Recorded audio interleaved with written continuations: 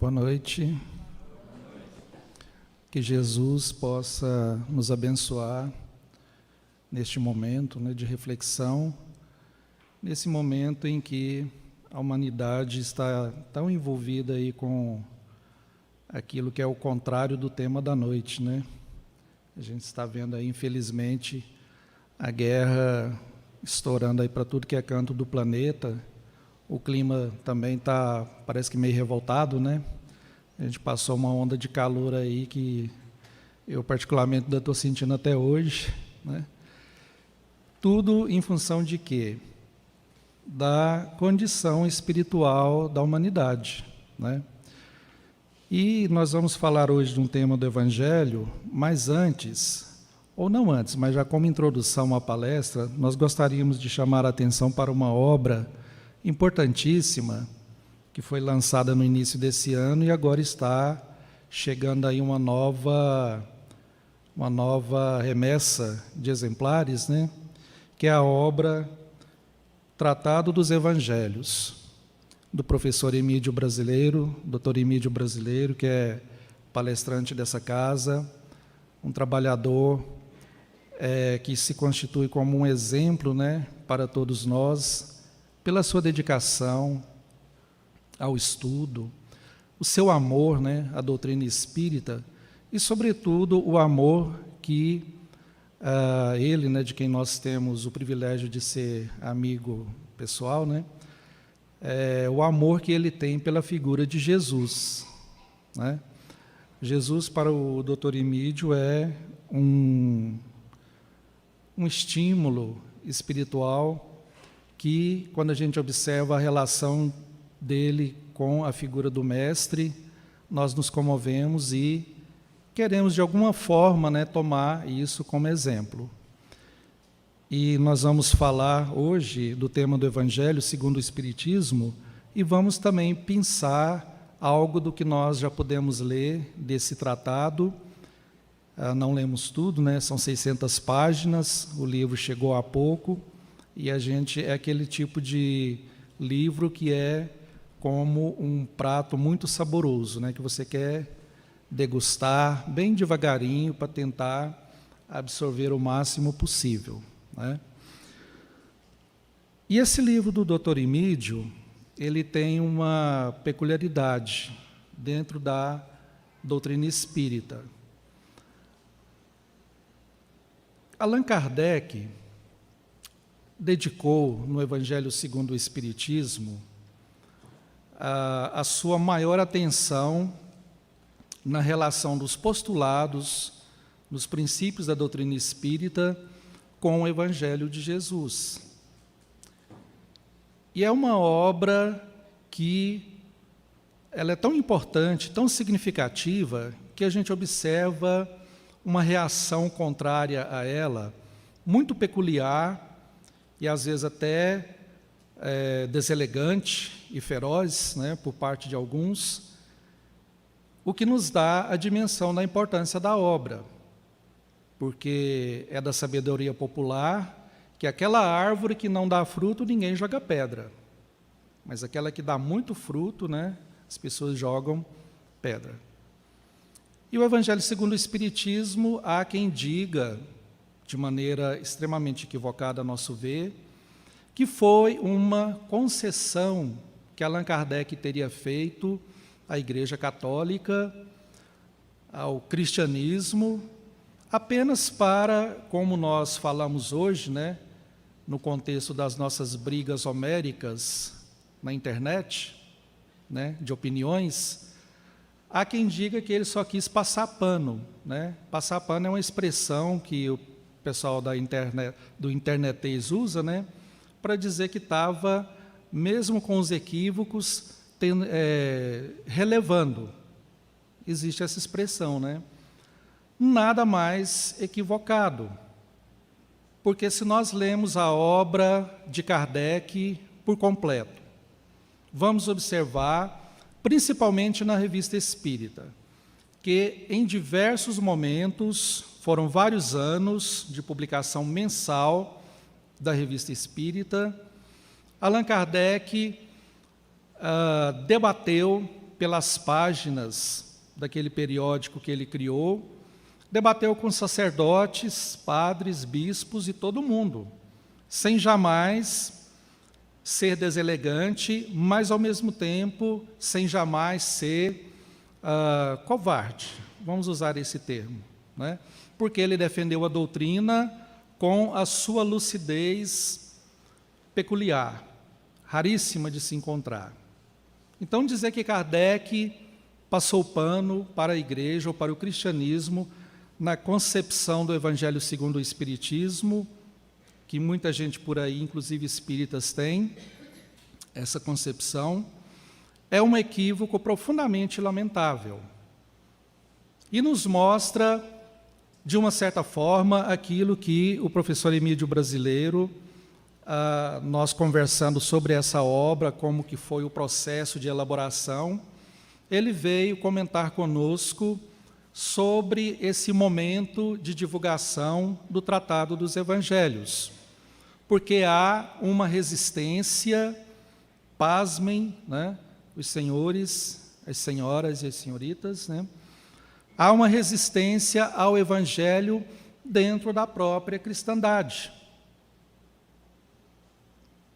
Fala-se muito no Velho Testamento, os profetas, tudo aquilo, mas raramente alguém se debruça sobre o Evangelho.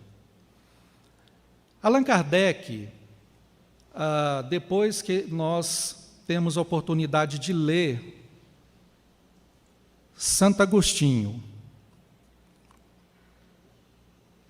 e Tomás de Aquino, que são os dois pilares culturais, teológicos e filosóficos da cristandade ocidental, quando nós lemos esses autores em obras como Cidade de Deus, de Santo Agostinho, ou a Suma Teológica, de Tomás de Aquino, nós podemos, comparativamente, dizer com a maior tranquilidade: Allan Kardec é um exegeta, um hermeneuta, do mesmo calibre desses gigantes, se não for mais. Há, no contexto da religiosidade mundial, não há quem suplante Allan Kardec nas suas abordagens em torno do texto evangélico e mesmo bíblico. A lucidez, a visão profunda que Kardec tinha, e tem, né, porque certamente ele está mais vivo do que nunca, das passagens do Evangelho, é algo simplesmente estarrecedor. Impressiona a inteligência. E olhem que Santo Agostinho é considerado uma das mentes mais prodigiosas da história humana em todos os tempos. Conforme o crítico de literatura Harold Bloom, norte-americano, Santo Agostinho é o protótipo, no tempo e no espaço, do que seria hoje um professor top do mundo acadêmico. Santo Agostinho inaugura a visão profunda sobre a textualidade bíblica. Obviamente que dentro da dogmática católica. Então, quando Allan Kardec, na introdução do Evangelho segundo o Espiritismo, ele é, por uma questão de tempo e espaço, obrigado a fazer um recorte nas matérias do Evangelho, que ele classifica em os estudos morais, as palavras que deram origem aos dogmas e algumas outras classificações. Ele recorta apenas o recorte ou a textualidade que vai tratar do aspecto moral para analisar em o Evangelho segundo o Espiritismo. E quando nós terminamos de ler o Evangelho segundo o Espiritismo, esta obra magna da interpretação evangélica, nós lamentamos profundamente. Puxa, por que Kardec não falou daquelas questões sobre os dogmas, sobre uma série de outras peculiaridades do Evangelho. Por que que ele não lançou o seu olhar lúcido? Que pena. Mas esta obra, a nosso ver, preenche essa lacuna que o codificador da doutrina espírita teve de deixar por uma questão de praticidade. Porque se ele fosse escrever o Evangelho segundo o Espiritismo de uma maneira tão ampla, ele não teria tempo para deixar as outras obras extraordinárias que a ele, que o seu planejamento espiritual havia delineado para trazer a espiritualidade humana. Seria necessário que outros missionários da textualidade evangélica viessem trazer a sua contribuição. E, a nosso ver, o nosso caro professor, o Dr. Emídio, realiza isto com muita profundidade. Como assevera aqui na apresentação um dos textos do Perry de Carvalho, mostrando-nos o quê? Que a obra trata do texto com a perspectiva única e exclusiva da doutrina espírita, o que não é pouca coisa. Pelo contrário, é coisa extraordinária, é coisa demais. Então, o tema do Evangelho sobre a questão da obediência e da resignação é um daqueles momentos que, quando nós concluímos, ao se concluir, possivelmente ou provavelmente a leitura dessa obra, nós vamos perceber porque ninguém foi mais obediente e resignado do que o Mestre Jesus. Um dos textos mais emblemáticos do Evangelho e que é analisado pelo professor Emídio, é quando Jesus cura um cego. E os discípulos, olhando para aquele cego, perguntam ao Mestre: Senhor, quem pecou para que esse homem nascesse cego? Foram os seus pais ou foi ele? Esta passagem nos mostra que já naquela época havia essa divisão que ainda hoje predomina no contexto da espiritualidade humana dos nossos dias. Porque para as religiosidades tradicionais, a pessoa nasce cega, surda, muda com qualquer outro problema físico. Por quê? Porque os pais ancestrais da humanidade pecaram, Adão e Eva. Não é assim que as religiosidades cristãs pensam? Nós herdamos os pecados de nossos pais espirituais.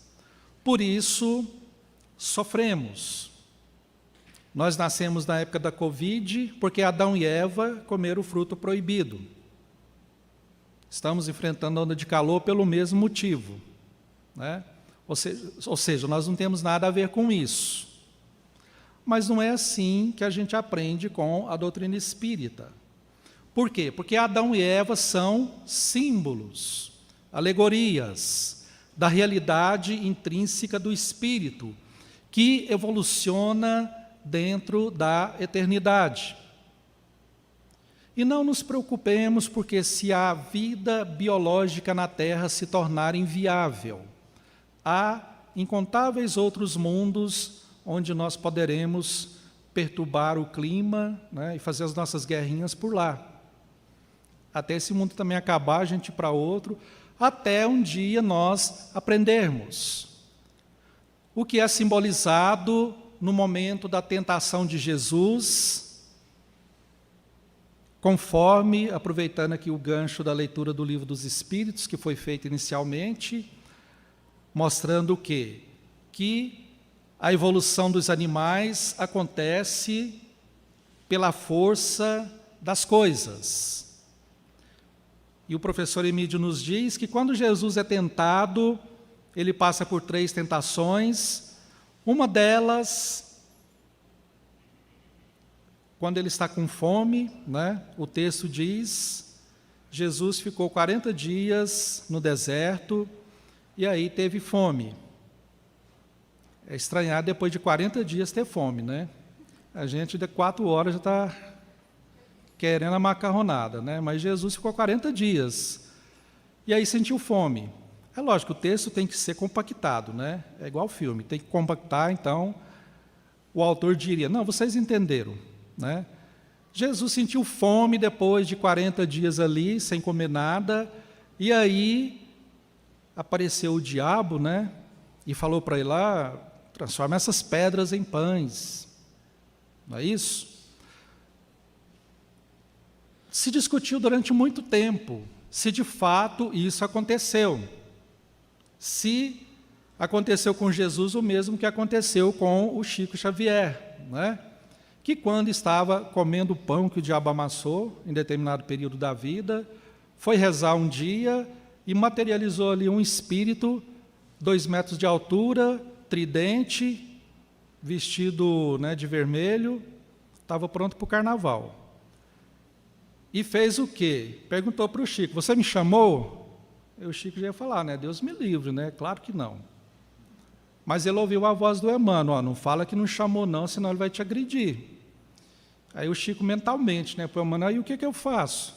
Se vira, disse o Emmanuel, né? Os guias espirituais têm dessas coisas, né? Muita gente quer ter um Emmanuel de plantão, né? Uma Joana de Ângeles, mas esses médiuns sofrem, né? Você vai xingar o seu time, o Espírito fala, olha, calma. E o Chico, mineiramente, falou, olha, a coisa está tão feia que eu queria que o senhor me abençoasse. Aí aquele espírito vestido de capeta falou, abençoar? É ruim, né? Como diz os jovens. Sumiu. Aí se discute, apareceu um desse tipo para Jesus? É uma discussão antiga. O professor nos mostra aqui que, na verdade, é o processo biológico. Jesus encarnou um corpo físico, ele tinha de sentir as nossas necessidades e superá-las. Superá-las. Ele poderia transformar a pedra em pão? Poderia. Ou talvez abrir ali um buraco de minhoca, né? E os anjos trazerem comida para ele das melhores cozinhas do mundo da época. Mas seria o quê?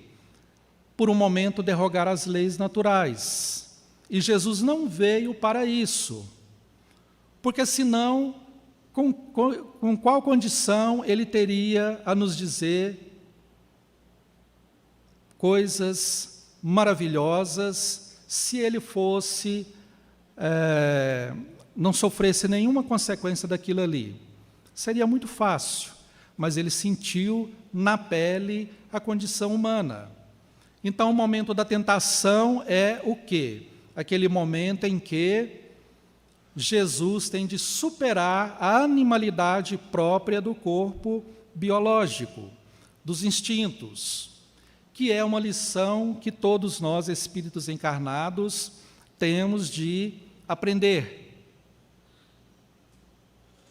É uma das passagens que Kardec não tratou diretamente.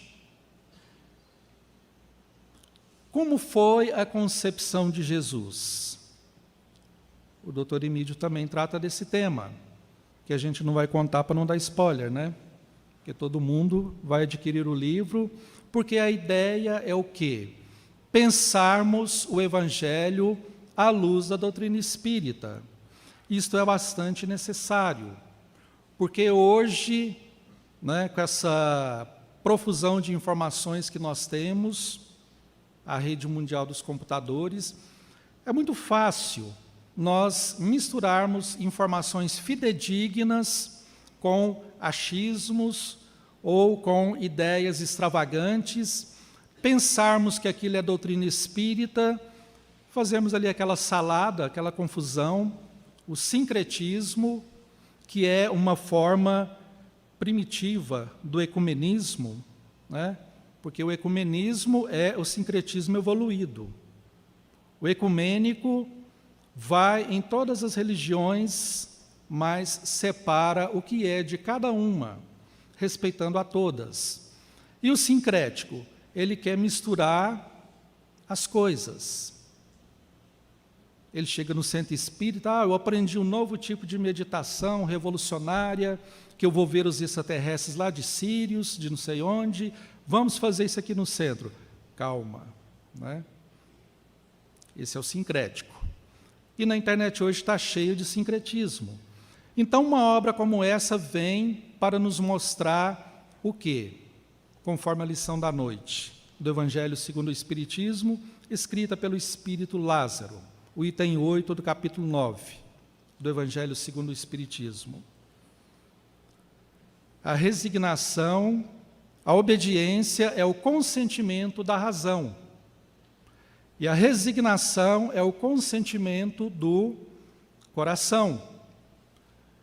E se nós observamos a vida de Jesus, a sua sequência, a sua cronologia, que a simples leitura do índice desse livro nos esclarece de maneira precisa, numa didática maravilhosa, toda a sequência daquilo que Jesus passou e vivenciou. Se observamos, Jesus é o perfeito símbolo, ou a perfeita prática, não símbolo, mas a prática objetiva desse princípio. Consentimento da razão, obediência.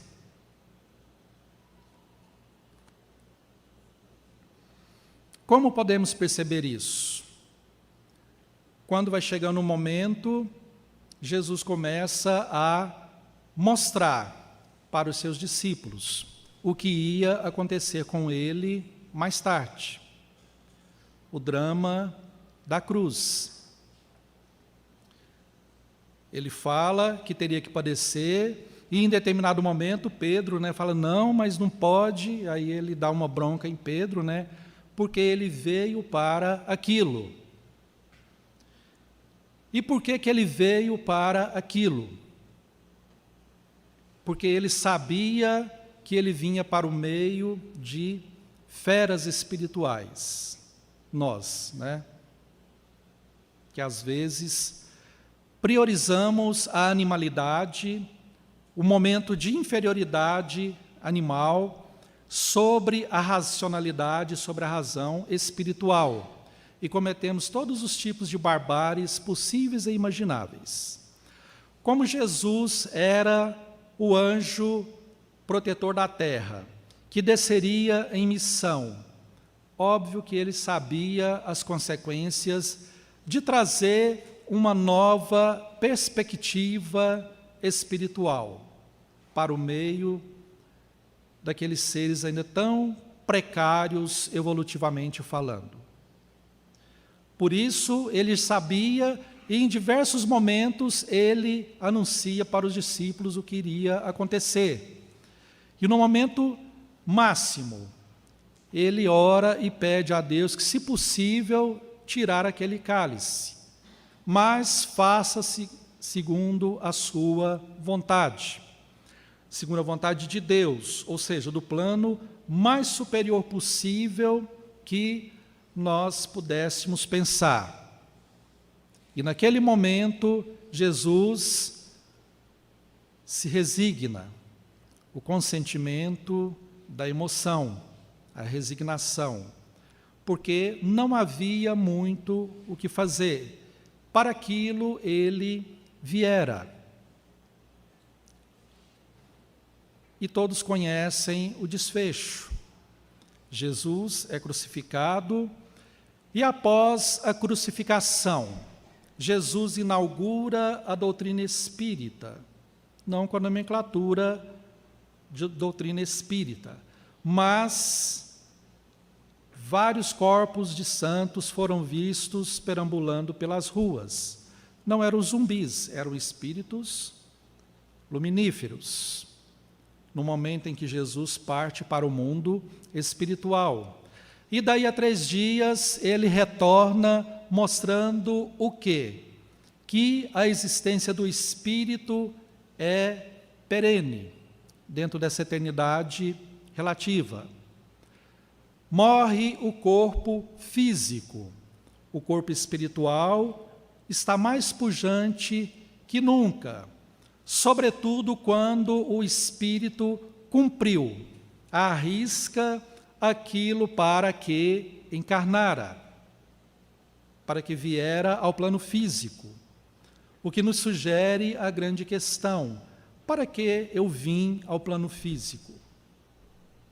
A Terra é uma Disneylândia espiritual? Não.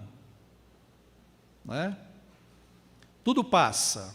O tempo transforma absolutamente tudo.